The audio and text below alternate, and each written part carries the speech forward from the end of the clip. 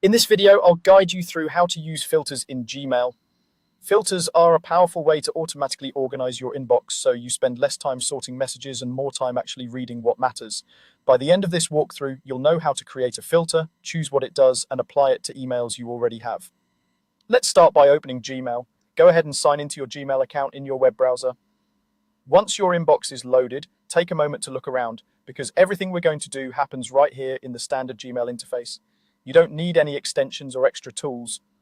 To create a filter, you have two main options, and they both end up in the same place. The first option is to use the search bar at the top of the page. This is the bar where you normally type words to search your emails. On the right side of that bar, there's a small icon that looks like a set of sliders or a funnel.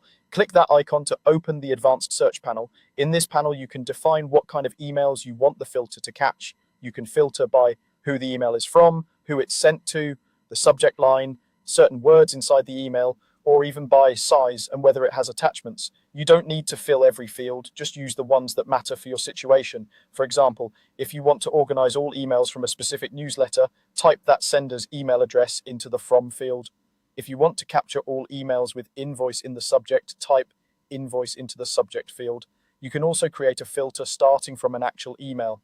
To do this, open a message that you want to base your filter on. Then click the three vertical dots near the top of the message and choose the option to filter messages like this. Gmail will automatically fill in some of the details for you in the filter form, which can save a bit of time. Once your conditions are set, look toward the bottom right corner of that search panel and click on Create Filter. This is where you decide what happens to emails that match the criteria you just set. Now you'll see a list of actions you can apply. This is the heart of how filters in Gmail help you manage your inbox. One common action is to automatically apply a label. Labels in Gmail act like folders, but you can add more than one label to a single email.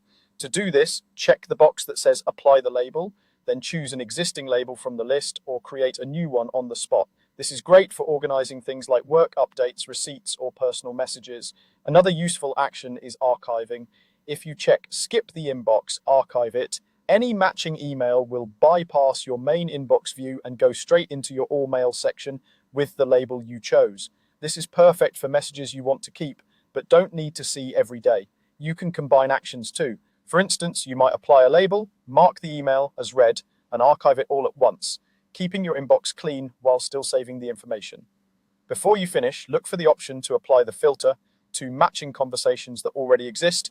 If you check this, Gmail will go back through emails you already received that match your filter and apply the same actions to them. This is especially handy if your inbox is already full of messages you want organized. When everything looks good, click the button to create the filter. From now on, any new email that matches your conditions will automatically be handled according to the rules you just set.